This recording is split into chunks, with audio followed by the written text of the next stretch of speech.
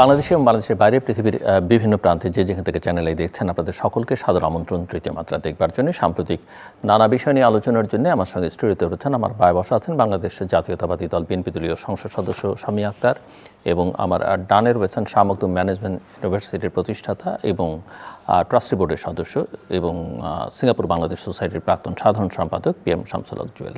স্বাগত আপনাদের দুজনকে তৃতীয় মাত্রায়। শামী আক্তার, আপনাকে বিশেষভাবে অনেক দিন পরে তৃতীয় মাত্রায়। আমি একটু আগে যখন কথা বলেছিলাম আপনি সংসদে বিরোধী দলে ছিলেন সম্ভবত, এবার যখন কথা বলছেন সংসদে সরকারি দলে, তো আমি একটু আপনার কাছ থেকে বুঝতে চাই যে সংসদ সদস্য হিসেবে সরকারি দলের সদস্য হিসেবে কথা বলতে কেমন লাগে, আর বিরোধী দলের সদস্য হিসেবে বলতে কেমন লাগে, আর প্রতিপক্ষ হিসেবে আওয়ামী লীগ থাকলে কেমন লাগে, আর জামাত এখন কেমন লাগছে? ধন্যবাদ আপনাকে।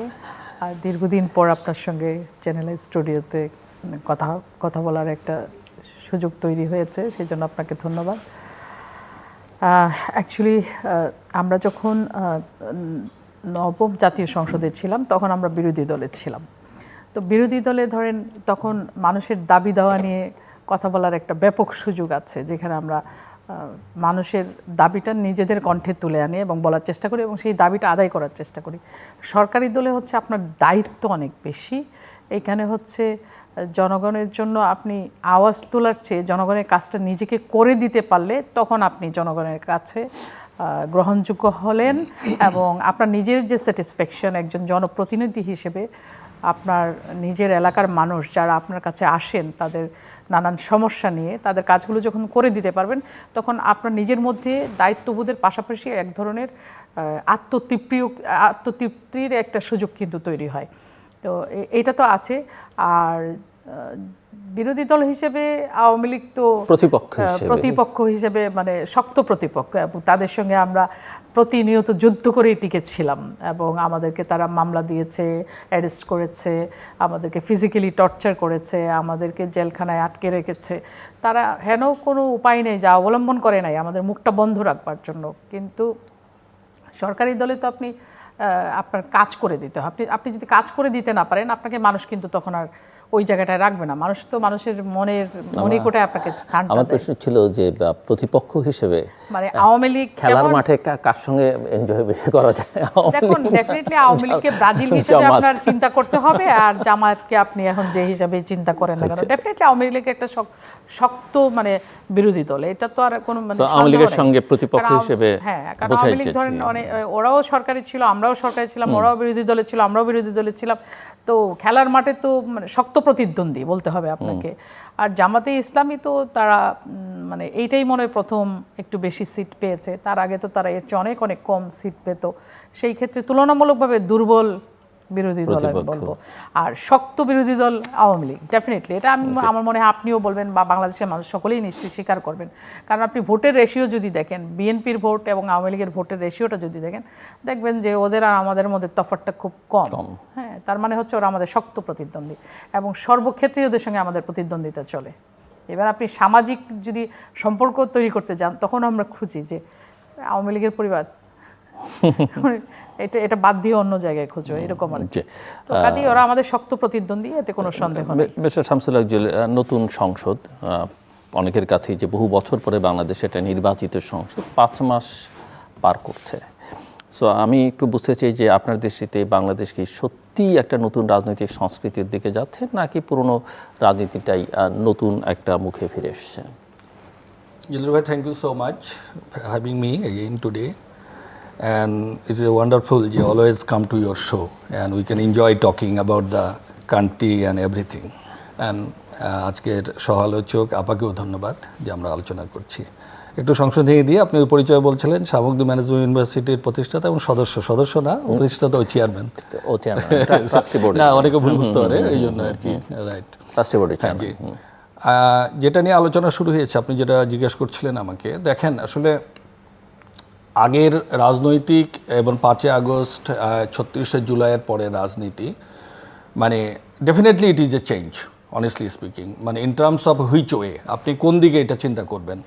আওয়ামী লীগের মতো একটা মহাপরাক্রমশালী দল যেটা দীর্ঘদিন ক্ষমতায় ছিল, মোর দেন 16 ইয়ার্স, তারপরে তারা এর আগেও ক্ষমতায় ছিল। এই দলের মানে আদর্শিক এবং ফিলোসফিক্যাল স্ট্যান্ডটা মুক্তিযুদ্ধ এবং তার একটা মানে ধারাবাহিকতার মধ্য দিয়ে এসছে, এবং বাংলাদেশ অভ্যুদয়ের সাথে তাদের একটা অবস্থান রাজনৈতিক ফিলোসফির দিক থেকে ছিল। তো কাজেই মানে আওয়ামী লীগ এবং বিএনপি পরবর্তীকালে 75-এর 15ই আগস্ট এবং 7 নভেম্বরের সিপাহী জনতার বিপ্লবের মাধ্যমে প্রেসিডেন্ট জিয়াউর রহমানের আবির্ভাব এবং আওয়ামী বিরোধী সমস্ত রাজনৈতিক শক্তিকে ঐক্যবদ্ধ করে বিএনপির প্রতিষ্ঠাতা প্রেসিডেন্ট জিয়াউর রহমানের মাধ্যমে আওয়ামী লীগ বিরোধী একটা বিরাট রাজনৈতিক শক্তির আত্মপ্রকাশ ঘটে তখনকার প্রেক্ষাপটে। এবং তখন থেকে শুরু করে 75-এর সিপাহী জনতার বিপ্লবের মাধ্যমে জিয়াউর রহমানের আবির্ভাব এবং অ্যান্টি আওয়ামী লীগ শক্তি, অ্যান্টি ভারতীয় শক্তিকে ঐক্যবদ্ধ করে আওয়ামী লীগের বিরুদ্ধে একটা রাজনৈতিক অবস্থান তখন থেকে শুরু হওয়ার মধ্য দিয়ে আওয়ামী লীগ এবং বিএনপি রাজনৈতিক প্রতিদ্বন্দ্বিতা বাংলাদেশের রাজনীতিতে একটা চিরস্থায়ী রূপ নেয়।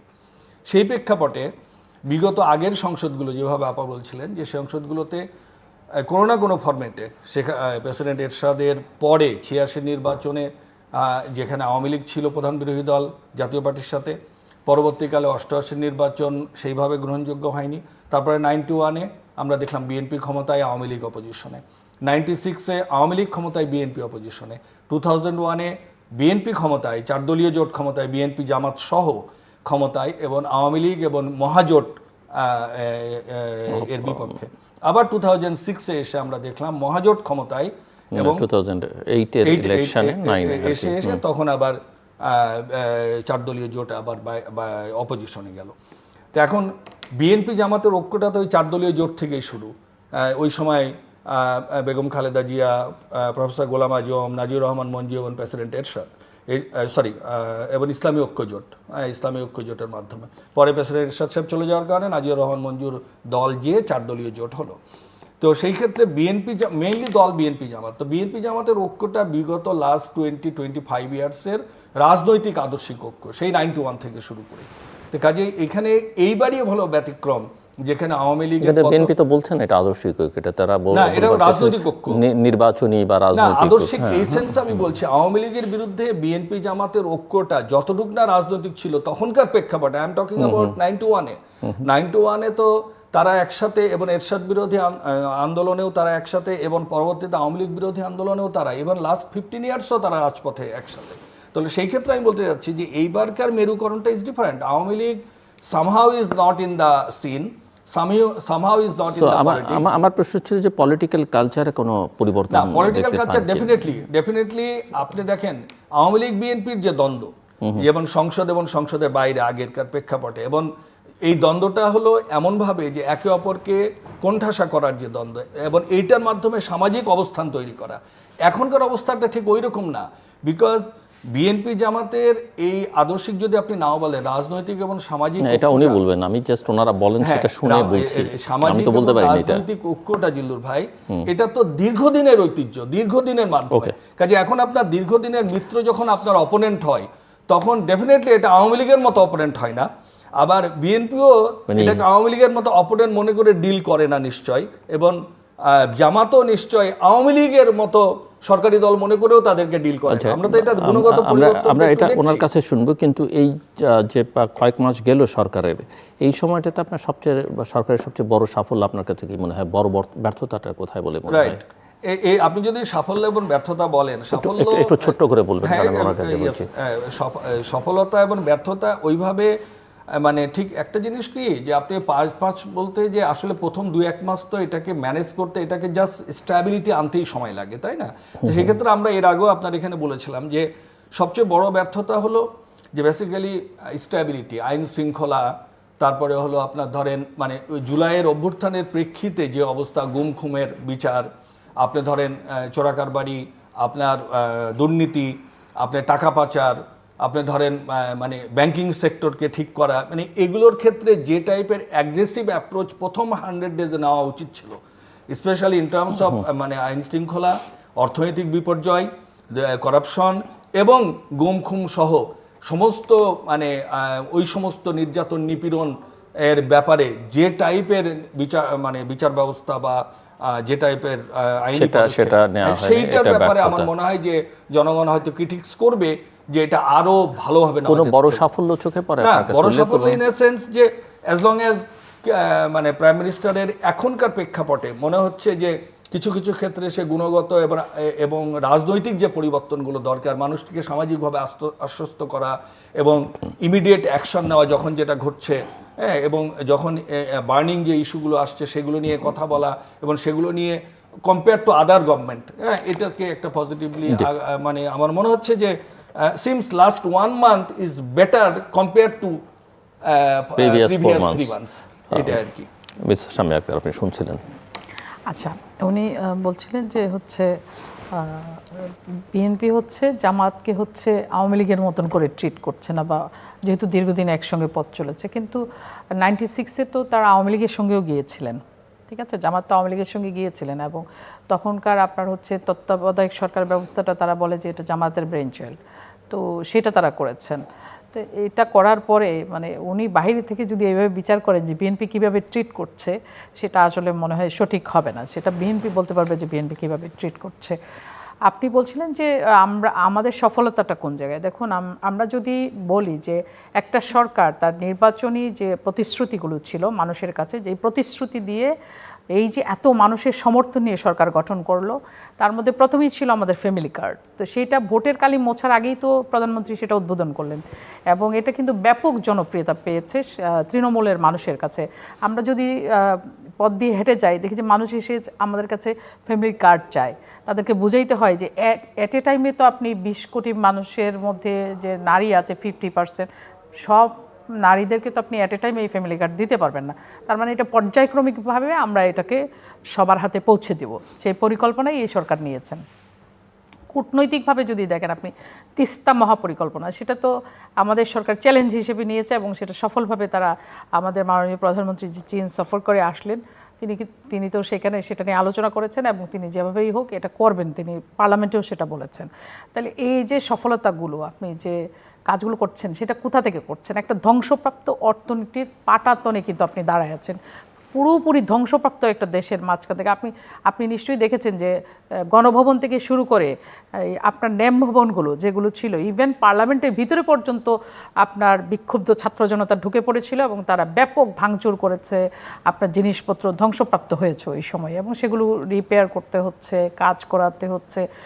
তো সব জিনিসগুলো ওই যে আপনার জিনিসপত্রগুলো রিপেয়ার করা হচ্ছে, রাষ্ট্র কাঠামোটাকেও সেম ওয়েতে আপনাকে রিপেয়ার করতে হচ্ছে। কারণ হচ্ছে এই যে 17 বছরের একটা মানে ফ্যাসিস্ট সরকার যারা এখানে ছিল, তারা তো রাষ্ট্রের সকল জায়গার মধ্যে তাদের পরিকল্পনা মাফিক লোকগুলোকে বসিয়ে রেখেছে, যাদেরকে দিয়ে তাদের এই শাসন ক্ষমতাকে তারা প্রলোভিত করেছে। উনি ব্যর্থতা হিসেবে বলছেন যে আইন শৃঙ্খলা পরিস্থিতি ঠিক করা যায়নি, সেই অর্থে অন্যান্য ইস্যুসগুলো যেগুলো মানুষ মনে করেছিল যে অ্যাড্রেস করবে সরকার, সেইভাবে সরকার করেনি বলে।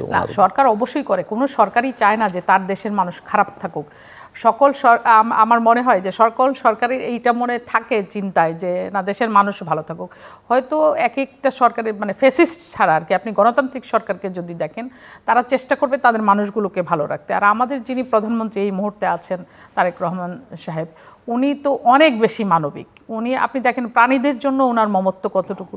একটা কুকুরকে যে ইট বেঁধে ফেলে দিয়েছিল নরসিংদীতে, সেটা নিয়ে উনি ব্যবস্থা নেওয়ার নির্দেশ দিয়েছেন। কালকে দেখলাম মেবি বগুড়াতে একটাকে কেটে দিয়েছে, সেখানেও তিনি ব্যবস্থা নেওয়ার নির্দেশ দিয়েছেন যে ওর যেন চিকিৎসা হয়। মানে কোনো প্রাণ যেন মানে নির্বিচারে অত্যাচারের মানে মুখে না পড়ে, এবং সে যেন ন্যায় বিচার পায়, এইটাকে লক্ষ্য করে কিন্তু তিনি এগিয়ে যাচ্ছেন। তার মানে তার হৃদয়ে কতটুকু মমত্ববোধ থাকলে, এটা তো কেউ ওনাকে মানে নিশ্চয়ই বলে দেয় নাই যে এটা করার জন্য, উনি নিজে থেকে করছেন। তার মানে উনি এতটা মানবিক, তাহলে মানুষের তো গ্রহণযোগ্যতা বা মানুষের সম্পর্কে ওনার চিন্তাটা আরও বেশি ব্যাপক, এবং উনি চাচ্ছেন দেশের সকল মানুষ ভালো থাকুক, এবং সেটাকে মাথায় রেখেই উনি কাজ করছেন। এবং এই যে দেশের সকল মানুষ ভালো থাকুক, এবং আমি শেষ করিয়ে দিল ভাই, যেটা ধরেন আপনি আমাদের যেটা একটা সমস্যা হচ্ছে যে আপনার শিশু ধর্ষণের যে মাত্রাটা, এইটা একটু বেশি হচ্ছে আমাদের, এবং মাদক দেশে অবাধে ঢুকছে সীমান্তগুলো দিয়ে। আমি যেহেতু একটা সীমান্তবর্তী এলাকার মেয়ে, আমার হবিগঞ্জ 4-এ আমার বাড়ি, আমার দুটো উপজেলা নিয়ে একটা নির্বাচনী এলাকা, গঠন করা হয়েছে। তো সেই দুটো উপজেলার মধ্যে দুটো উপজেলাই মানে ভারতীয় সীমান্ত দ্বারা পরিবেষ্টিত। সেখানে আপনার পোষবেকও যেমন চেষ্টা করা হয়, তেমনি অবাধে মাদক আসতেছে। সেখানে আপনি দেখেন গাঁজা বলেন, সেখানে ফেন্সিডিন বলেন, আরও ইয়াবা বলেন, যা আছে সব কিন্তু অবাধে ঢুকতেছে। আমাদের যুব সমাজ না, শুধু স্কুল গোয়িং বয় যারা, তারাও কিন্তু নষ্ট হয়ে যাচ্ছে, তারাও কিন্তু মাদকে আসক্ত হচ্ছে। তো এই মাদকটাকে বন্ধ করতে হবে। সরকার কিন্তু জোরালোভাবে মাদক বন্ধ করার জন্য আইন পাশ করার জন্য উদ্যোগ গ্রহণ করেছে। আপনি জুয়া বন্ধ করার জন্য, অনলাইন জুয়া যেটা, সেটার জন্য আইন পাশ করা হয়েছে পার্লামেন্টে। তার মানে সরকার কনসার্ন আছে, সরকার চেষ্টা করছে যে সব কিছু যেগুলো আমাদের নেগেটিভ যে সাইডগুলো আছে সেগুলোকে বন্ধ করে আমাদের মানুষগুলো যেন ভালো থাকে, আমাদের মানুষগুলো যেন আরও ডেভেলপ হয়। আমরা মালয়েশিয়াতে প্রধানমন্ত্রী সফর করেছেন, সেখানে কী নিয়ে আলোচনা করেছেন? দীর্ঘদিন শ্রমবাজার সেখানে উন্মুক্ত নেই, সেই শ্রমবাজারটাকে উন্মুক্ত করার জন্য তিনি চেষ্টা করেছেন এবং তারা কথা দিয়েছে যে এটা তারা চালু করবে। আবার আমাদের দেশ থেকে শ্রমিক যাবে, তো শ্রমিকরা গিয়ে কী করবে? যে রেমিটেন্সের উপরে আমরা দাঁড়ায় আছি, আমাদের অর্থনীতি, এই যে ভঙ্গুর অর্থনীতিটা, আমার তো মনে হয় ম্যাক্সিমামই আমরা এই আপনি গার্মেন্টস সেক্টর বলেন আর মূলত রেমিটেন্সের উপরে অনেকটা মানে নির্ভর করে চলতে হচ্ছে। তো এই রেমিটেন্সটা কোত্থেকে আসে? আপনি যারা বাইরে যাচ্ছে তারাই তো আপনাকে ইনকাম করে পাঠাচ্ছে, তো উনি তো চেষ্টা করতেছেন। তাহলে আমরা সবাই মিলে, দেশের মানুষ সবাই যদি দায়িত্বশীল, আপনি ছোটো ছোটো বিষয়গুলো দেখবেন। উনি স্কুলের বাচ্চাদেরকে বলছেন যে আমাদের অন্য দেশে যাই, তাদের রাস্তাঘাটে পরিষ্কার, আমার দেশে কিন্তু নোংরা থাকে। তার মানে প্রধানমন্ত্রী একা তো এগুলো পরিষ্কার রাখতে পারবেন না। তার মানে আমাদের সবাইকে সচেতন হতে হবে, আমাদেরকে ওইটা পরিষ্কার করতে হবে, তাহলে পরেই আমার দেশটা সুন্দর হবে এবং পরিষ্কার থাকবে। সেটাও চেষ্টা করছেন। এখন যেটা আমরা পারিনি, যেটা আমাদের, আপনি বলেন একটু আমাদের দুর্বলতা, সেটা হচ্ছে আমাদের শিশুগুলো যেভাবে রেপ হচ্ছে, খারাপ লাগে। অ্যাজ এ উইমেন আমার কাছে খারাপ লাগে, এজ এ মাদার আমার কাছে খারাপ লাগে। একটা শিশু যখন রেপড হয় এবং এমন ন্যাক্কারজনকভাবে খুন হয়, তবু আমরা দেখেছি রামেসের যখন মিরপুরে যখন রেপড হয়েছে এবং খুন হয়েছে, সেটার বিচার কিন্তু 17 দিনের মাথায় এই সরকার করেছে। তনু হত্যাকারীরা তো ধরা পড়েনি, গত 17 বছরে তো আমরা দেখিনি যে ধরা পড়েছে, কিন্তু ডিএনএ টেস্টের উপরে ভিত্তি করে তো তনুর যারা এই ঘটনার সঙ্গে সম্পৃক্ত ছিল তাদেরকে আপনার হচ্ছে ওয়ারেন্ট অফিসার হাফিজুর, তাকে কিন্তু অ্যারেস্ট করা হয়েছে, আরও কয়েকজনকে যেন গ্রেপ্তার করা হয়েছে। তাহলে সরকার চেষ্টা করছে। আপনি এটা বলবেন যে সরকার আন্তরিক আছে এবং সরকার চেষ্টা করছে। আপনি বলছেন সরকার চেষ্টা করছে, অনেক জায়গায় সাফল্য আছে, মাত্র শুরু, এবং ব্যর্থতা কোথাও কোথাও সমস্যা, সেটা আপনি বলেছেন, উনি কিছু বলেছেন। একেবারে সাধারণ মানুষ যেগুলো দিয়ে বিচার করে, মূল্যস্ফীতি, কাজ পাচ্ছে কি না, তার জীবনযাত্রার ব্যয়, এগুলো নিয়ে উদ্বেগটা কিন্তু এখনো পর্যন্ত অনেকের মধ্যে আছে। তো আপনি কি মনে করেন কিনা যে সরকার সেই মানুষের যে প্রত্যাশা সেই গতিতে এগুচ্ছে? দেখুন, 17 বছরে আমরা তো ভেঙে পড়েছি, দেশটাকে খাদের কিনারায় নিয়ে গেছিল। সেই জায়গা থেকে আমরা মানুষের সামনে একটা স্বপ্ন দিয়েছি, মানুষের সামনে একটা স্বপ্নটাকে দাঁড় করিয়েছি, যেই স্বপ্নে মানুষ বিশ্বাস করেছে যে আমরা এই সরকারকে যদি রাষ্ট্র পরিচালনার দায়িত্ব দিই, তারা আমাদেরকে ভালো রাখবে, আমরা উন্নতির পথে আগাবো। তাহলে সেটাকে বিশ্বাস রেখে কিন্তু মানুষ এই বিপুল জনসমর্থন যেটা আমরা পেয়েছি, মানুষের বিশ্বাস থেকে আমরা পেয়েছি। এই যে বিশ্বাসটা, সেই বিশ্বাস থেকে কিন্তু আকাশচুম্বী একটা প্রত্যাশা তৈরি হয়েছে মানুষের মধ্যে। প্রত্যাশার যেই উঁচু যে জায়গাটা, ওই আকাশ আমরা ছুবই, এবং সেটা আমরা ছুবো আমাদের যে প্রধানমন্ত্রী আছেন তার নেতৃত্বেই আমরা ছুবো, এবং তিনি অবশ্যই বাংলাদেশকে সেই জায়গায় নিয়ে যাবেন, সেটা আমরা বিশ্বাস করি। কারণ তিনি, আপনি দেখেন বাংলাদেশের সচিবালয়ে কখনো 9টার মধ্যে কেউ গেছে এরকম দেখেছেন? মন্ত্রীরা কেউ যায় বা আরও যারা অফিসিয়ালরা যারা আছেন, সচিব বলেন বা আরও যারা আছেন, তারা 10টার মধ্যে 9টার মধ্যে কখনো অফিসে যাইতো? এখন তো দৌড়ায় কেন না? আমাদের প্রধানমন্ত্রী কিন্তু যেয়ে বসে থাকেন।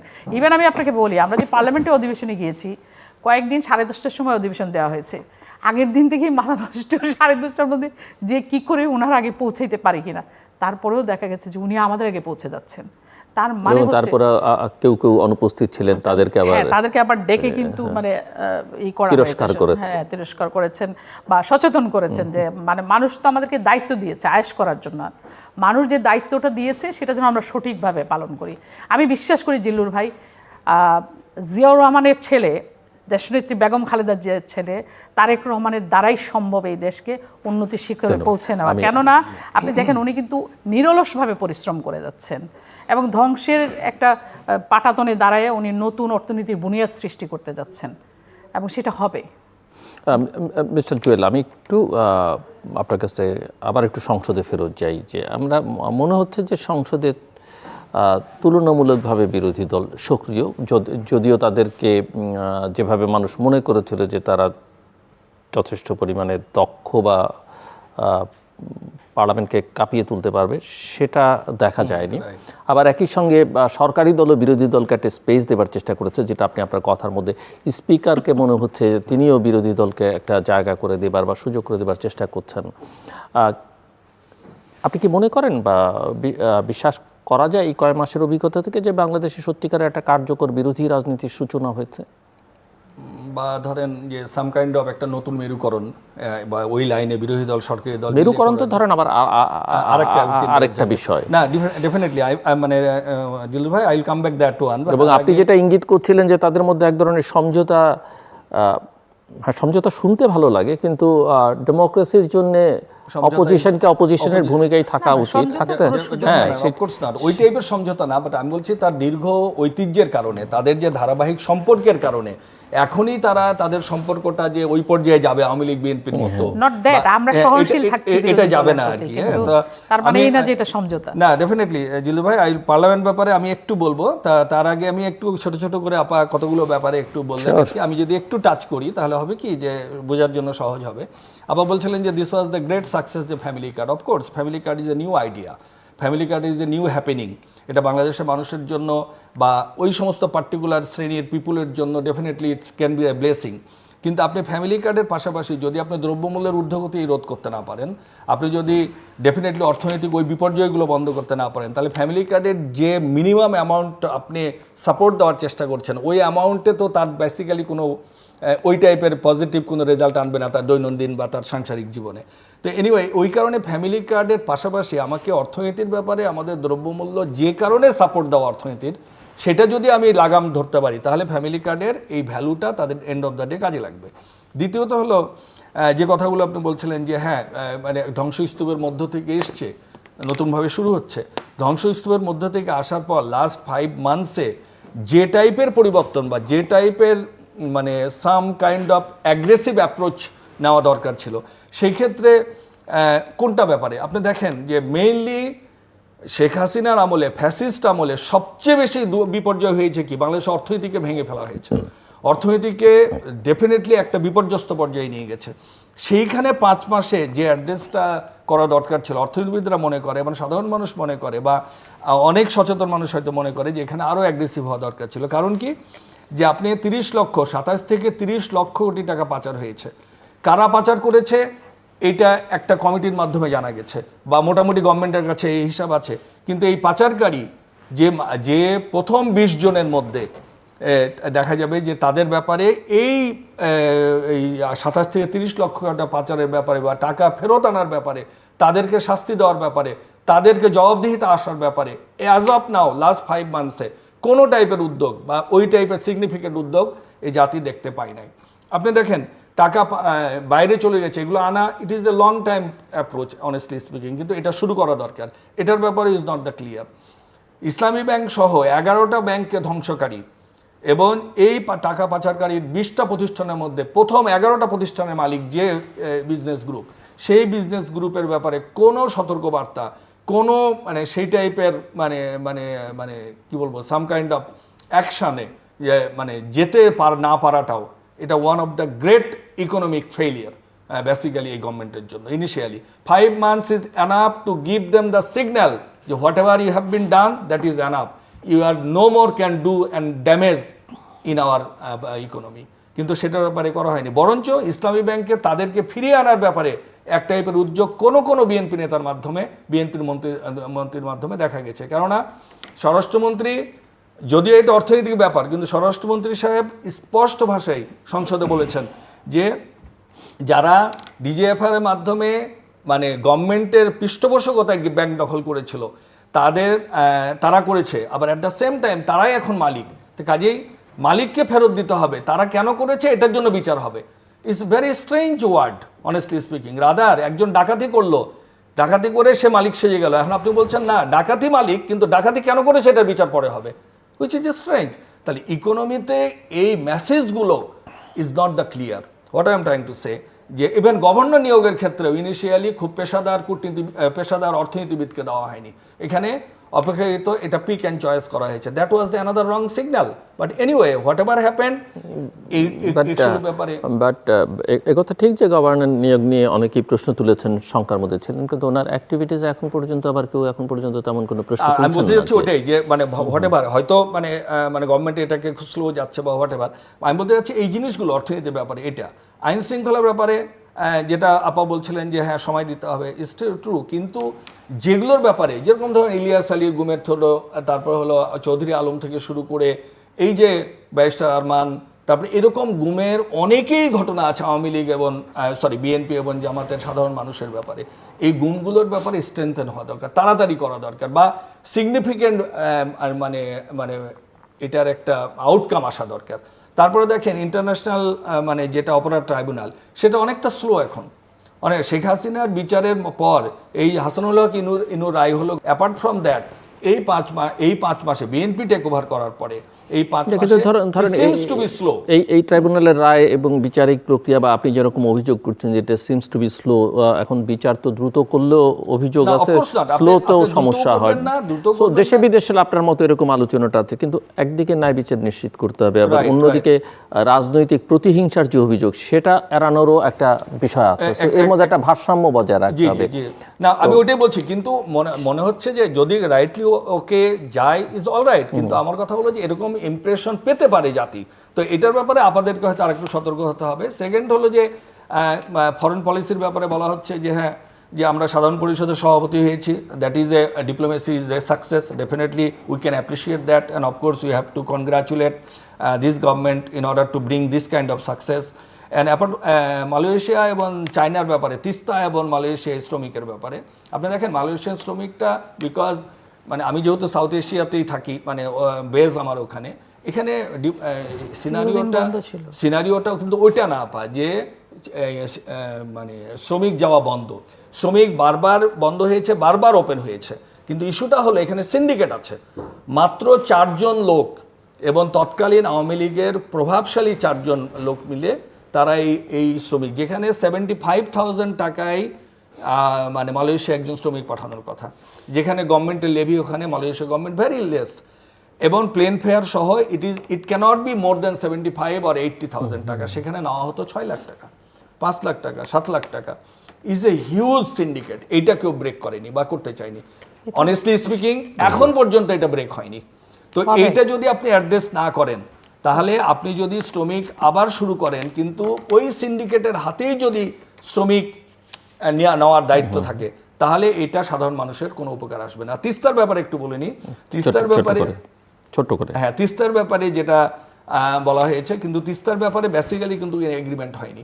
আমি এশিয়ান ওয়াল স্ট্রিট জার্নাল পড়ছিলাম তারেক রহমানের ভিজিটের পর, প্রাইম মিনিস্টার ভিজিটের পর, ওয়াল স্ট্রিট জার্নালে never came back in any significant proposal যে দুই পক্ষ এগ্রি করে কোনো এগ্রিমেন্ট সই করেছে। তারা এসে এটা এখন পর্যন্ত করে এটা টেস্ট করবে, একটা এমইও করেছে তিস্তার ব্যাপারে সমঝোতা হবে, কিন্তু এই তিস্তা ইজ এ উত্তরবঙ্গের জন্য, আমাদের জন্য এটা বাঁচা মরা প্রবলেম। তাহলে তিস্তাকে যদি আপনি এখনো ঠিকমতো অ্যাড্রেস না করেন বা অ্যাড্রেস করতে প্রবলেম হয়, তাহলে আমি জানি না কেন, এটা তো এগ্রিমেন্ট হয়ে যাওয়া উচিত ছিল, এবং এটা হলে it could be the great success for the people. যে তিস্তা হবে, এত টেনশন করতেছেন না, আমি টেনশন করছি না, এটা তো হয়নি এতকাল, হয়নি এতকাল, এটা ব্যাপারে করতে হবে, আর পার্লামেন্টের ব্যাপারে পরে আসছি।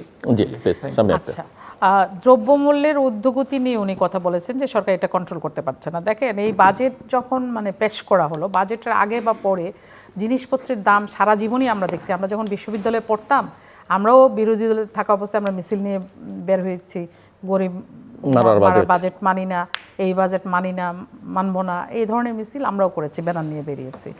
This is the first time আমি দেখলাম যে কোনো মানুষ কোনো মানে ওইভাবে কার্যত যে মানে আপনার একটা বাজেটের বিরুদ্ধে মিছিল যেটা হইতো অতীতে আমরা যেগুলো দেখেছি, সেরকম কোনো মিছিল হয়নি। তার মানে হচ্ছে দ্রব্যমূল্য সহনশীল পর্যায়ে আছে। যদি দ্রব্যমূল্য অনেক বেশি বাড়তো বাজেট পেশ করার পরে, তাহলে সেটা নিয়ে কথা বলা যেত। তারপরেও সরকার তো তার কাজ করে যাচ্ছে। আপনি ফ্যামিলি কার্ড নিয়ে বলেছেন, আমরা তো কৃষক কার্ডও দিয়েছি।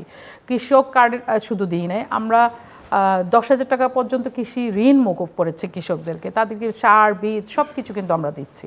সুতরাং এই যে সুযোগটা তৈরি করে দিচ্ছি সেটা তো এই সরকারই করছে, তাই না? এটাও করেছে। আপনি বিচারের কথা বলেছেন যে বিচারগুলো স্লো হচ্ছে বা আপনার ওইভাবে হচ্ছে না। বিচার তো আর সরকার করে না, বিচার করছে হচ্ছে আপনার কোর্ট। এখানে আপনার ইনভেস্টিগেট করতে হয়, এখানে রিপোর্ট যায়, সব কিছু বিচার বিশ্লেষণ করে তো তারপরে বিচারটা হয়। সরকার, ইলিয়াস আলী তো বিএনপিরই একজন সংসদ সদস্য ছিলেন, বিএনপির সাংগঠনিক সম্পাদক ছিলেন সিলেট ডিভিশনে। নিশ্চয়ই সরকার এই বিষয়ে আন্তরিক আছে, আমরা সেটা বিশ্বাস করি। আমরা পার্লামেন্টে দাবি উঠিয়েছি বিরোধী দলে থাকা অবস্থায়। আমরা এই বিচারগুলো করব। কোনো হত্যা বা কোনো নির্যাতনের বিচার বন্ধ থাকবে বা আমরা করব না, সেই প্রত্যয় ব্যক্ত করে কিন্তু আমরা রাষ্ট্র পরিচালনার দায়িত্ব নিই। আমরা মানুষের সামনে যে কমিটমেন্ট করেছি যে সকল অন্যায়ের বিচার আমরা করব, সকল হত্যা, বিচার বহির্ভূত হত্যা বলেন বা নির্যাতন বলেন, গুম বলেন, খুন বলেন, সব কিছুর বিচার আমাদের সরকারের সময় করা হবে। কিন্তু এই যে সরকারটা, আপনি 4 মাসের যে সরকারটা দেখছেন, আপনি যদি মানুষের একটা বাচ্চা দেখেন, জন্ম নিলে প্রথমেই কিন্তু সে দাঁড়াই যেতে পারে না, প্রথমেই কিন্তু সে হাঁটতে পারে না, তাকে আপনাকে কিছু সময় দিতে হয়, যে সময়ে সে তার দাঁড়ানোটা শিখে, তার হাঁটাটা শিখে। তো এই যে ভঙ্গুর অর্থনীতি, যেটাকে এই যে বটমলেস একটা বাস্কেট যেটা ধরাই দিলেন আপনারা, এই বাস্কেটটাকে বটম ফুল করার জন্য যে মানে আপনারা মিস মানে হচ্ছে পূর্ববর্তী সরকার, তো এইটা হচ্ছে এই ফ্যাসিস্ট সরকারের সাথে আমার নিকটতম দূরতম কোনো টাইপের তো সম্পর্ক নাই। আমি শেষ করি, মানে ওই সরকারটা যে অর্থনীতি ধরিয়ে দিয়েছে সেটাকে ফুল করার জন্য আমরা চেষ্টা করে যাচ্ছি। তিস্তা নিয়ে আপনি কথা বলেছেন, দেখুন তিস্তা নিয়ে বারবারই বলা হয়েছে যে তারা রাজি হয়েছে যে এসে এখানে সয়েল টেস্ট করবে, এখানে সব কিছু এরা এসে ভিজিট করে সব কিছু টেস্ট করার পরে তারপরে হয়তো তারা চুক্তি করবে। এবং যে কোনো মূল্যে প্রধানমন্ত্রী দৃঢ় প্রত্যয় ব্যক্ত করেছেন যে উনি এই পরিকল্পনা বাস্তবায়ন করবেন। কারণ প্রধানমন্ত্রীও তো আপনার উত্তরবঙ্গেরই সন্তান। 3,000 কোটি টাকার কৃষি হাব রাখা হয়েছে, যেখানে হচ্ছে আপনার 25 লক্ষের বেশি কর্মসংস্থান তৈরি হবে, এটা সরকারি হিসাব। তাহলে এই যে কর্মসংস্থান নিয়ে যেই মানে চিন্তা আপনারা করছেন যে মানুষ কাজ পাবে কি না, মানুষ খাবে কি, মানুষ মানে কিভাবে এই মানে দুঃসময় পার করবে, এইটার জন্যই তো এত পরিকল্পনা, এটার জন্যই তো এই বাজেটের নানান জায়গায় এই বিষয়গুলো রাখা হয়েছে। শিক্ষাক্ষেত্র বলেন, স্বাস্থ্যক্ষেত্র বলেন, সব জায়গায় তো সর্বোচ্চ বরাদ্দ দেওয়া হয়েছে। আপনি যদি মনে করেন শুধু মানে সনদে আপনি পাশ করলেন, আপনার কারিগরি শিক্ষা নাই, বা আপনি পাশ করে বের হলেন, আপনার কাজ নেই, আপনাকে যাতে আমরা কাজ দিতে পারি সেই চিন্তা রেখেই তো এই বাজেটটাকে আপনার কারিগরি শিক্ষার উপরেও গুরুত্ব দেওয়া হয়েছে এই বাজেটে। সুতরাং আপনি এটা বলতে পারেন না যে 4 মাসেই সব কিছু আপনাকে একেবারে ফুলফিল করে দিয়ে দিতে পারবে সরকার। সরকার একটা পরিকল্পনা নিয়ে আগাচ্ছে এবং সেই প্রশ্ন করি যে এই যে বিচার নিয়ে আলোচনা হয়েছে, অন্যান্য অনেক বিষয় নিয়ে আলোচনা হচ্ছে, সংস্কার শব্দটিও গত 2 বছরে অনেক উচ্চারিত শব্দ। সো আমরা যদি অন্যান্য এই যে রাষ্ট্রীয় প্রতিষ্ঠানগুলোর সংস্কার, পুলিশের সংস্কার, প্রশাসনের সংস্কার, এই জায়গায় কোনো অগ্রগতি আছে? বা আপনি পুলিশে তো নতুন করে নিয়োগ দেওয়া হয়েছে, কিছু আরও নিশ্চয়ই দেওয়া হবে। তবে একটা কথা কি জিল্লু ভাই, এটা স্বীকার করতে হবে যে আওয়ামী লীগের সময় যে সকল লোকজন পুলিশে জব করতেন সেই সকল লোকজনকে তো আপনি বাড়ি পাঠিয়ে দেন নাই। যারা আপনার ধরেন জুলাই আগস্টে যে হত্যাকাণ্ডগুলো সংগঠিত হয়েছে ওই সময় যারা দায়িত্বরত ছিলেন, বা আপনার যে একদলীয় যে নির্বাচনটা হয়েছে, আপনি 18-র যে হচ্ছে আপনার যে নির্বাচনটা হয়েছে, 24-এর নির্বাচনটা হয়েছে, এই সমস্ত নির্বাচনে যারা দায়িত্ব পালন করেছেন যে সমস্ত পুলিশ অফিসার, আমি জীবনে কখনো শুনিনি এরকম কাণ্ড যে নির্বাচন কমিশনে সেই সব পুলিশ অফিসারদেরকে ডেকে আবার তারা আপ্যায়ন করছে। মানে নির্বাচনে যে একটা মানে মানুষের ভোট চুরি করে যে তারা বাক্স ভরলো সেটার জন্য আবার পুরস্কৃত করা হলো, তাদেরকে পেট ভরে খাওয়ানো হলো। আপনি দেখেন প্রধানমন্ত্রী আমাদের এই যে বাজেট পাশ করার পরে যে আমাদের ডিনার ছিল সেটা তিনি বাতিল করেছেন, কৃচ্ছ্রতা সাধন করছেন। তো উনি কি করতে পারেন? আর উনি ওনার সর্বোচ্চটা করার চেষ্টা করতেছেন যে এই দেশটাকে এগিয়ে নিতে হবে আমাদের সবাইকে মিলে। আর ওরা কি করেছে? ওরা দেখেনি যে চোরগুলোকে যেখানে কাজে লাগাইছে ভোট চুরির জন্য সেগুলোকে আবার ডেকে এনে খাওয়াইছে নির্বাচন কমিশনে। তো সেই মানুষগুলো কই? সবাইকে কি আপনি চাকরি থেকে ফেরত পাঠিয়েছেন? পাঠাননি। তাদেরকে হয়তো সে হয়তো ধরেন ছিল চুনারুঘাট, তাকে পাঠাইছেন মাধবপুর, নাইলে পাঠাইছেন বরজুল্লাহ খাই, নাইলে পাঠাইছেন হবিগঞ্জ সদর। বাট সে আছে এই প্রক্রিয়ার মধ্যে, ওকে প্রক্রিয়ায় রেখে তো আপনি একেবারে ক্লিন করে ফেলতে পারবেন না সব কিছু। তার মানে হচ্ছে এই যে মানুষগুলো আছে এদের বিপরীতে আপনার নিজস্ব নতুন সেট আপ আপনাকে ওইখানে সেট করতে হবে, যাদের দিয়ে আপনি যেভাবে চাচ্ছেন। আপনি মনে করেন আপনার ঘরটা সাজাচ্ছেন, আপনি চিন্তা করেন না যে এখানে আমি ফুলদানিটা রাখবো, এখানে আমার চেয়ারটা থাকবে, ওখানে আমার টেবিলটা থাকবে, এখানে আমার ল্যাপটপটা থাকবে। এটা তো আপনি সাজাচ্ছেন, ঠিক আছে, বা কারো সাহায্য নিচ্ছেন। আমাদের সরকার যে পরিকল্পনা করছে, আমাদের প্রধানমন্ত্রী যে পরিকল্পনা করছেন, সেটা করার জন্য তার তো নিজস্ব সেট আপ লাগবে। ফেসিস্টের যারা দোসর ছিল তাদেরকে দিয়ে তো এই কাজটা হবে না, তারা করে দিবে না আপনাকে, তারা পদে পদে বাধার সৃষ্টি করবে। তাদের ভিতরে তো অন্য জিনিস, আপনি তাদেরকে দিয়ে আপনি আপনার কাজটা করাইতে পারবেন না। এই জায়গাটা একটা সংস্কার খুব জরুরি দরকার। যারা ওই সময়ে দায়িত্বরত ছিল ওদেরকে সরিয়ে দিতে হবে, ওদেরকে সরিয়ে দিয়ে নতুন লোকজন দিয়ে আপনাকে কাজ করতে হবে। আমরা তো দেখেছি 5ই আগস্টের পরে এয়ারপোর্ট দিয়ে লোকজন পালায়ে যাচ্ছে, মানে অন্য দেশের যেই আপনার হচ্ছে আইন প্রয়োগকারী সংস্থার লোকজন মেবি তারা পালায়ে যাচ্ছে, এরকম ছবিও তো আমরা দেখেছি। তো এই যে যারা ছিল বা পুলিশেরা অনেকে দীর্ঘদিন মানে জবে হাজির হচ্ছেন না, তারা কোথায় চলে গেছেন কোনো নজির নেই। যেই ন্যাক্কারজনক ঘটনা জাতীয় সংসদ ভবনে আমাদের উপরে অনুষ্ঠিত হয়েছিল, আমাদের চিফ হুইপ ছিলেন জয়নাল আবেদিন ফারুক, আমরা নারী সংসদ সদস্য এবং আমাদের যে পুরুষ সংসদ সদস্য যারা ছিলেন সব মিলে আমরা যে কয়জন ছিলাম, আমরা হরতালের দিন আমরা মিছিল করতেছিলাম, সেখানে আমাদের উপরে হামলা করা হলো। কোথায় আজকে মানে হারুন সাহেব, তারপরে এসি বিপ্লব, হারুন, এরা কোথায়? এদের বিচার হয়েছে? আপনি বেনজির ধরা পড়েছে, কই বেনজিরের বিচার হয়েছে?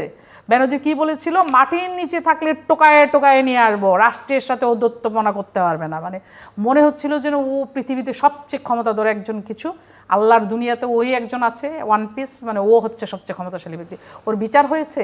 এই সমস্ত লোকজন যারা আমাদের দেশটাকে মানে দুজকে পরিণত করছিল, তাদের কোনো মানে বিচারটা করতে হবে। এই বিচারটা হওয়ার জন্য আপনারা আমাদেরকে সহযোগিতা করেন, কোর্টকে সহযোগিতা করেন, আমরা যাতে সবাই মিলে এই বিচারটা সম্পন্ন করতে পারি। যারা এই দেশকে মানে নরক বানাইছিল তাদের প্রপার বিচারটা যেন হয়। সেই মিস্টার জুয়েল, আপনি পার্লামেন্ট নিয়ে বলতে চাইছিলেন, এবং আমি তার সঙ্গে একটু যোগ করে দিই, যদি আগামী 1 বছর পরে, এখন তো প্রায় 5 মাস গেল, 1 বছর পরে এই সরকারকে যদি সফল সরকার বলতে হয়, তাহলে কোন তিনটে ন্যূনতম তিনটে সূচকে, কোন তিনটে সূচকে উন্নতি দেখাতে হবে বলে আপনি? Thank you so much again. আপা যেটা বলছিলেন না, যে সংস্কার করতে সময় লাগবে বা পুলিশের ব্যাপারে, মেইনলি পুলিশের ব্যাপারে একটু কথা বলি আপা। যে আসলে দেখেন যে ফ্যাসিস্টের মাধ্যমে ফ্যাসিস্ট পুলিশকে যেভাবে দলীয়ভাবে ব্যবহার করেছে, যেভাবে গুম খুনে ব্যবহার করেছে, যেভাবে নির্যাতন নিপীড়ন দমন নীতিতে ব্যবহার করেছে, এবং এটার কারণেই তো সে ফ্যাসিস্ট হয়েছে। এবং এই যে আইন শৃঙ্খলা বাহিনীকে দলীয় বাহিনীর মতো এখন বলা হতো কিভাবে জানেন, যে আওয়ামী লীগ, যুবলীগ, ছাত্রলীগ, শ্রমিক লীগ, পুলিশ লীগ। কেননা পুলিশ লীগকেই সবচেয়ে মানুষ বেশি ভয় করত, সেটা হলো রাজনৈতিক দল বলেন, সাধারণ মানুষ বলেন। তো এখন এইভাবে তো সমাধান না। আপনি বলছেন ওদেরকে সরায়ে দিবেন, সরায়ে দিয়ে এখানে এখন ফ্যাসিস্ট পুলিশের জায়গায় কি আপনি জাতীয়তাবাদী সিলমারা পুলিশ বসাবেন? নো, পুলিশ সংস্কার করতে হবে। পুলিশ সংস্কার করে, রাইট, পুলিশ সংস্কার, যারা যে কোনো গভর্নমেন্ট যেন পুলিশকে, জিল্লুর ভাই, দলীয়ভাবে ব্যবহার করতে না পারে। আর পুলিশ যেন তার যে জুরিসডিকশন, তার যে পুলিশিং যে নীতিমালা, সেগুলো মেনটেন করে যেন জাতিকে সেবা দিতে পারে। সে জানে কোন জায়গায় তাকে গভর্নমেন্টের অর্ডার ফলো করতে হবে। গভর্নমেন্ট যদি অন্যায় অবদার করে, কাউকে গুম করতে বলে, সে করবে। কিন্তু আওয়ামী ফ্যাসিস্ট কি পুলিশকে কি ব্যবহার করেছে? দলীয় বাহিনী ব্যবহার করেছে। আমরা চাই না, বা কেউ চাই না, আপনিও চান না, যে ঠিক এই গভর্নমেন্ট আবার সেটাকে জাতীয়তাবাদী পুলিশ দল বানাক। No, of course not.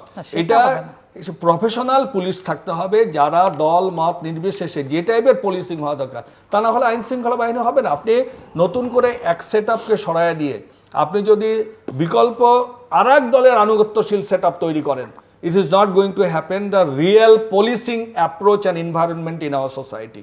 এই জন্য আমাদেরকে অলওয়েজ দক্ষ পুলিশ, প্রফেশনাল পুলিশ, দলীয় পুলিশ না বা লেজুর ভিত্তির পুলিশ না, এইটা আমাদেরকে মেকশিওর করতে হবে। তা না হলে আইন শৃঙ্খলা, আবার যদি কোনো কারণে বিএনপির পতন হয়, যদি আরেক দল ক্ষমতা আসে, তখন বলবে না ওই পুলিশ বাদ, এখন আমার police. No, which is not. Police is there, should be there, কিন্তু পুলিশ ক্যানট বি দলীয়। পুলিশ ক্যানট বি দলীয় আনুগত্য করবে, অথবা apart from their law, apart from যে পুলিশিং যে নীতিমালা, এর বাইরে কাজ করবে। এটা করতে দেওয়া যাবে না। This is one. সেকেন্ড হলো যে আপনি দেখেন যে আপনি বলছেন যে চাকরির বাজার, এই যে একটা বাজেট, আমাদের যে বাজেটটা হয়েছে, এই বাজেটের আমরা ডাইরেক্ট 26% আমাদের আয় কোথা থেকে আসবে এটার কোনো নিয়ন্ত্রণ নাই। আমরা বলছি 14% ধরবো বৈদেশিক সাহায্য, 12% আমাদের অভ্যন্তরীণ ব্যাংক থেকে সাহায্য নেব, তাই না? আর রিমেইনিং আমরা বলেছি 19 থেকে 21% আমরা কি করব, যে আমাদের রেভিনিউ আয় বাড়াবো, যেটা এই 10 মাসে অলমোস্ট ইম্পসিবল, বিকজ বিগত 50 বছরে কর আদায়ের বা রাজস্ব আদায়ের যে আমাদের হার, সেটা যদি আমরা সর্বোচ্চ ধরি সেটার অর্ধেকও সম্ভব নয়। তার মানে আমাদের এখানে পুরো বাজেটের একটা বিরাট অংশ ঘাটতি বাজেট, মোর দ্যান 2,40,000 তো আমাদের অফিসিয়ালি হিসাব, কিন্তু তার চেয়েও বেশি যদি আমি রেভিনিউ এইটা উদ্যোগ না নিতে পারি, তাহলে আপনি কর্মসংস্থান করবেন কিভাবে? আপনি আউট অফ 100 যদি 100 টাকা যদি আপনি বাজেট ধরেন, আমি বোঝানোর জন্য সাধারণ মানুষের, সেটা হলো আমি 60 থেকে 64 টাকা আমার ব্যয় হয় ম্যানেজমেন্ট খরচে, গভর্নমেন্ট চালাতে, বেতন দিতে, এই করতে, অপারেশনাল কস্ট, আর রিমেইনিং 32 to 34% অনলি আমাদের ডেভেলপমেন্ট। এই ডেভেলপমেন্টের জন্য এইবার যেটা পজিটিভ, শিক্ষা এবং স্বাস্থ্য একটু বেশি দেওয়া হয়েছে, দ্যাটস অল। আপনি কর্মসংস্থান করবেন কিভাবে? আপনি বাজেটের মানে আপনি যদি টেকনিক্যাল আলোচনা করেন, সেখানে কর্মসংস্থান, যেখানে আমাদের একটা হিউজ কর্মসংস্থান এবং বেকারের কারণেই আমাদের এই রাজনৈতিক বিপ্লবটা সংগঠিত হয়েছিল ইনিশিয়ালি, সেখানে আপনি নতুন করে কর্মসংস্থানের এইরকম কোনো অবস্থান এই বাজেটের মাধ্যমে আশা করা খুব বেশি করে, হয়তো কিছু হবে কিন্তু not up to the mark yet. আমি যেটা বলতে চাচ্ছি যে কাম ব্যাক টু দ্য পার্লামেন্টে আসলে এখন যেটা হচ্ছে যে পার্লামেন্ট একটা নতুন ধারায়, ওই যে বললাম বিএনপি ক্ষমতায় আছে, দায়িত্ব পালন করছে, জামাত দীর্ঘদিনের রাজনৈতিক মিত্র, সে অপোজিশনে আছে, এর মাঝে আমরা দেখছি ওই যে অনেকে বলে কুসুম কুসুম বিরোধিতা, তো it is going to happen যে কুসুম কুসুম বিরোধিতা। এবং সেই ক্ষেত্রে এখন পর্যন্ত মনে হচ্ছে যে কিছু কিছু সরকার দলীয় সদস্যরা হয়তো জামাতের বিরুদ্ধে মানে একটু স্ট্রং বক্তব্য দিচ্ছে, আবার অনেক মন্ত্রী, অনেক মানে সংসদ সদস্য একটু সফট অ্যাপ্রোচ নিচ্ছে, জামাতের আমির কথার ফুলঝুরি ধরিয়ে এবং অনেকটা মানে সংসদ এবং সংসদের বাইরে জনপ্রিয় কথাবার্তা বলছেন, এবং ওইভাবে স্ট্রংলি যে টাইপের অপোজিশন বা যে টাইপের প্রতিবাদ হওয়া দরকার সংসদ থেকে, সেটা হচ্ছে না। আপনি দেখেন জুলাই চার্টার নিয়ে বিরোধী দলও কিছু বলছে না, সরকারি দলও কিছু বলছে না। আপনি গুম কমিশন থেকে শুরু করে যেগুলো মানে অধিকতর মানে নতুন করে আইন আনার কথা, সেটাও এখন পর্যন্ত আসে নাই। তো আপনি সেইগুলো সব মিলেই পুলিশ সংস্কার, ইভেন আপনি দেখেন 31 দফার মধ্যে, বিএনপির 31 দফার মধ্যে প্রথম দফা যে সংস্কার কমিশন, যদি উনি নতুন করে এটাকে রিভাইজ করতে চায়, সংস্কার কমিশনও হয়নি। আপনি ওনার 31 দফার মধ্যে 10 নম্বর দফায় আছে বাংলাদেশ ব্যাংকের স্বায়ত্তশাসন দিবেন, আপনি ওটা কোথায়? আপনি বিচার বিভাগের স্বাধীনতা, বিচার বিভাগের স্বায়ত্তশাসন, বিচার বিভাগের স্বায়ত্তশাসন কি হয়েছে বা এটার ব্যাপারে কোনো ভূমিকা নেওয়া হচ্ছে?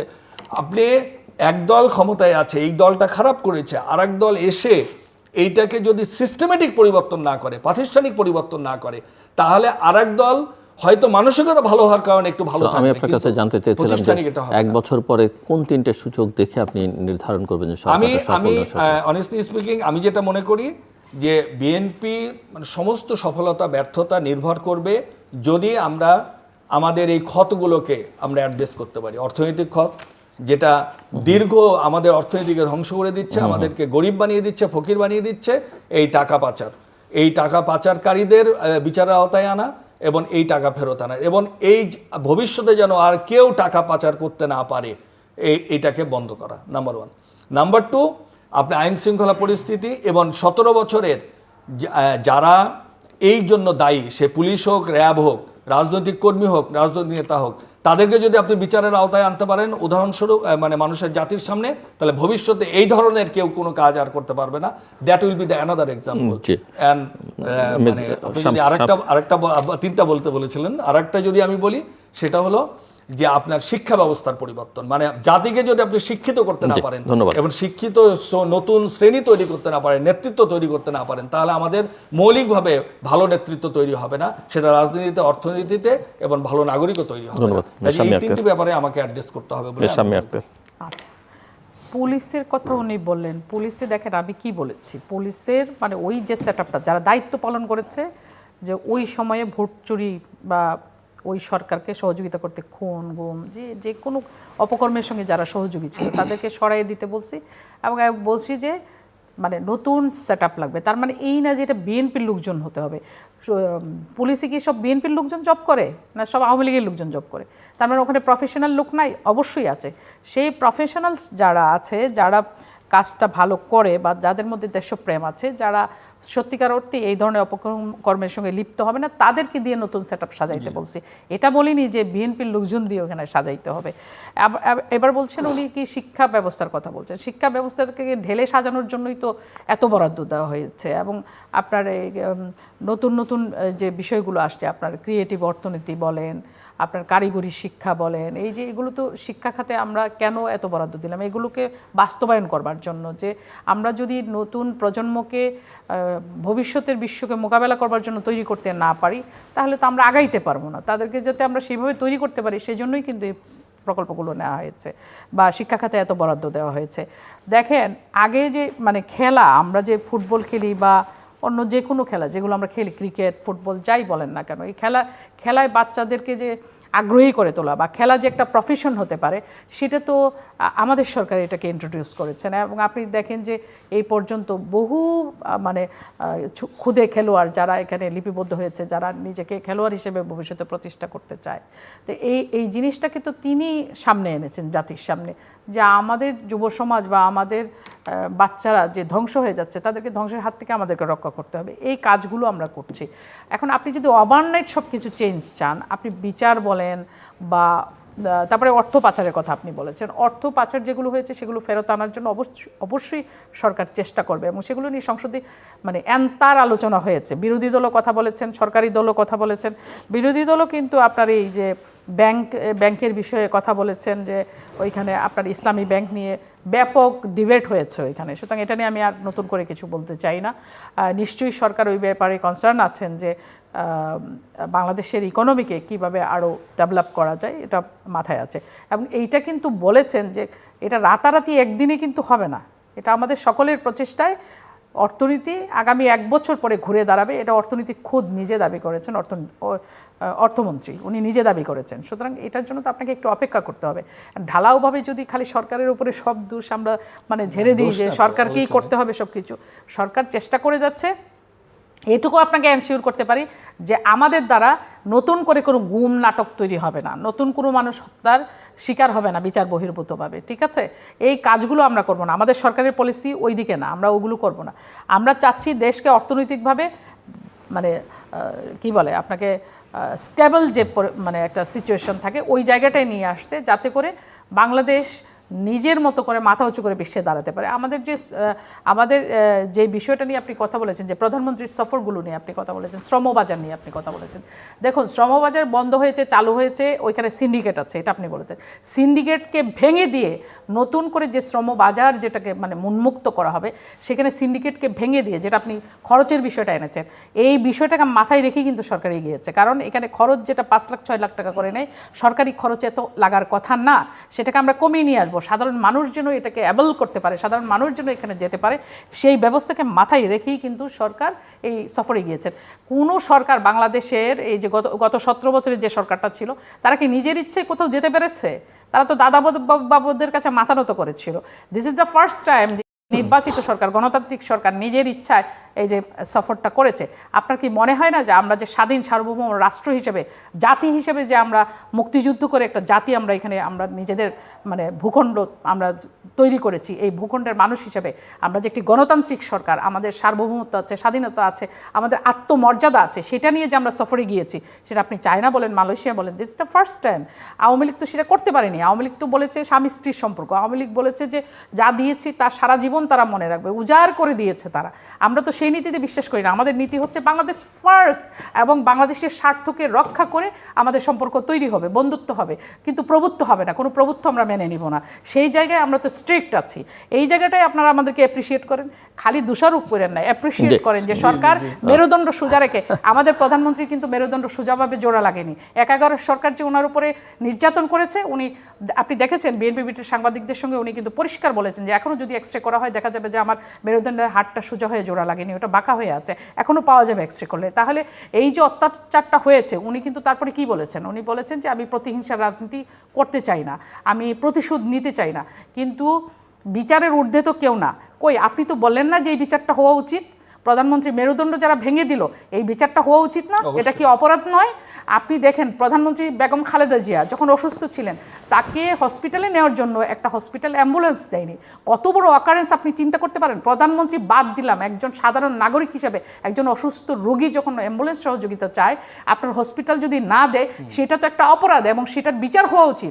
কিন্তু সেই বিচার কি হয়েছে? এই দাবিটা তুলেন না, আমরা এই বিচারটা করি যে উনি বাংলাদেশের জন্য কি করেছেন। বেগম খালেদা জিয়া আজীবন লড়ে গেছেন এই দেশের গণতন্ত্রের জন্য, এই দেশের মানুষের অধিকার প্রতিষ্ঠা করার জন্য, কিন্তু তার চিকিৎসার জন্য তাকে আমরা হসপিটালে নিব, সেই সুযোগটা আমরা পাইনি। ওই হসপিটাল আমাদেরকে দেয়নি অ্যাম্বুলেন্স। এইটার বিচার হওয়া উচিত। এই দাবিটা করেন, আজকে এখানে করে যান। অবশ্যই final round, closing remarks 2-3 minutes maximum. আপনি যেটা বললেন যে অফকোর্স আপনি দেখেন তারেক রহমানকে যে নির্যাতন নিপীড়ন, এটা তো ঐতিহাসিকভাবে সত্য, তাই না? এবং আরাফাত রহমান কোকো, তার উপরও নির্যাতন হয়েছে। এবং আমি এখানে আরেকটা কথা আপনাদের অ্যাড করি, আপনারা অনেকেই বলেন না এই কথাটা, আরাফাত রহমানের মৃত্যু নিয়েও আমি মনে করি ইট ইজ এ মিস্টেরিয়াস, এটা এখানে রহস্য আছে। কারণ উনি মালয়েশিয়ায় থাকতেন। আই ওয়াজ এক্সপেক্টিং যে তারেক রহমান সাহেব প্রধানমন্ত্রী যখন মালয়েশিয়ায় গেছেন, he could raise up this issue to Anwar Ibrahim, যে আপনি এটা ইনভেস্টিগেশন করেন, কিন্তু আমি কোথাও দেখিনি এটার ব্যাপারে। আপনাদের বলা উচিত, এবং আপনিও সংসদে প্রধানমন্ত্রীর প্রশ্নোত্তরে জিজ্ঞেস করতে পারেন যে আরাফাত রহমান কোকোর মৃত্যুটা, এইটা অনেকেই মনে করে, মানে মালয়েশিয়ায় যারা থাকেন বাট আমরা যারা আশেপাশের দেশে থাকি, তারা যে it was not normal, maybe or may not be, I do not know, কিন্তু এটা নিয়ে তো ইনভেস্টিগেশন হতে পারে, হওয়া উচিত। তো এই ব্যাপারে প্রধানমন্ত্রীর সাথে এবার কোনো কথা হয়েছে কিনা আনোয়ার ইব্রাহিমের আমি জানি না, না হলেও আপনি প্রশ্ন করতে পারেন আপা। আমি আপনাকে বললাম আমাদের তো প্রশ্ন করার সুযোগ নাই, আমার পক্ষ থেকে আপনি এই প্রশ্নটা করেন, দেখি প্রধানমন্ত্রী কি উত্তর দেয়, জাতি এটা জানতে চায়।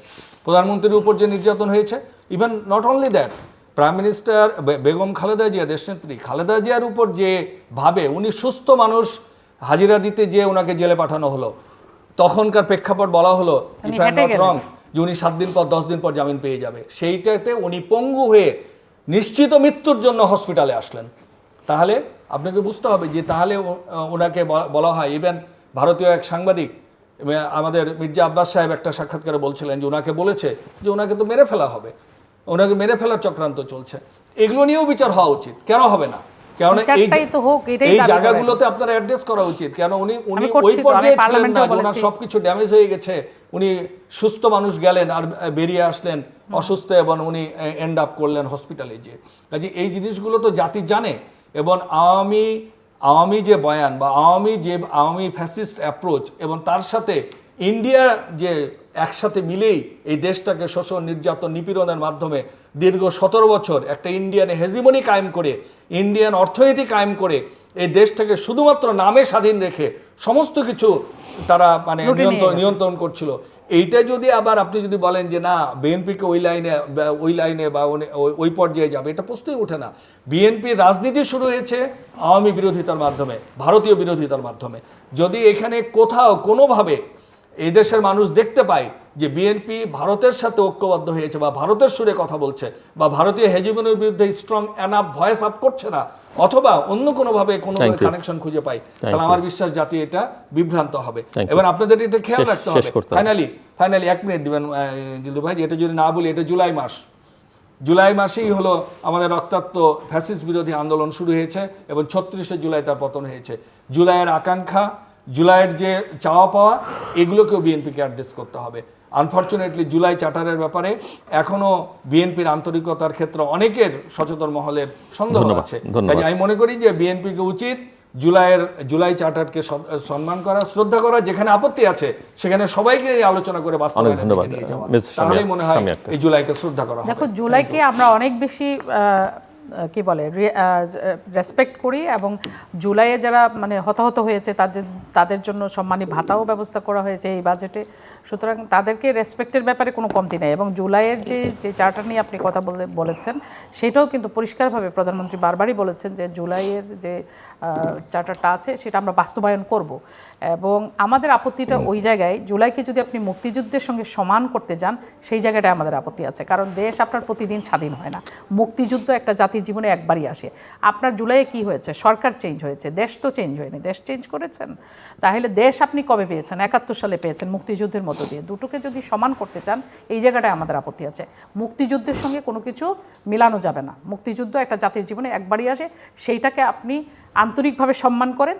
জুলাই যোদ্ধাদেরকে নিয়ে আমাদের কোনো কমপ্লেইন নেই, কোনো মানে তাদেরকে রেসপেক্ট না করার ব্যাপারেও কোনো আমাদের ওই ধরনের প্রস্তুতি নেই। আমরা তাদেরকে যথেষ্ট রেসপেক্ট করি এবং তাদেরকে রেসপেক্ট করেই আগামী দিনের পথ আমরা চলবো, কিন্তু আমাদের মুক্তিযুদ্ধকে অসম্মান করে নয়।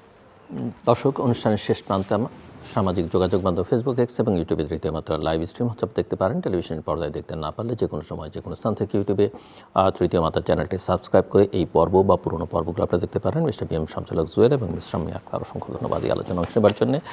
দর্শক, আমার অতিথিরা সরকারের সাফল্য, ব্যর্থতা, সংসদের কার্যক্রম নিয়ে তাদের মূল্যায়ন সেগুলো তুলে ধরবার চেষ্টা করেছেন। কিছু কিছু বিষয়ে ভিন্ন মত পোষণ করেছেন, কোথাও কোথাও ঐকমত্য পোষণ করেছেন। দিন শেষে এই সরকার সফল কি সফল নয়, এই 5 মাসে বা 6 মাস পরে বা 1 বছর পরে বা 5 বছর পরে মানুষ আসলে, সাধারণ মানুষ কীভাবে বিবেচনা করবে? মানুষ দেখতে চাইবে যে রাজনৈতিকভাবে দেশটা স্থিতিশীল আছে কিনা, ইকোনমিটা অর্ডারে আসলো কিনা। কারণ আমার 2 অতিথি বলেছেন যে এটা একেবারে পুরো ডিজ অর্ডারের মধ্যে ছিল এবং এখনও অনেকখানি আছে, কারণ ওই রেসটা আছে।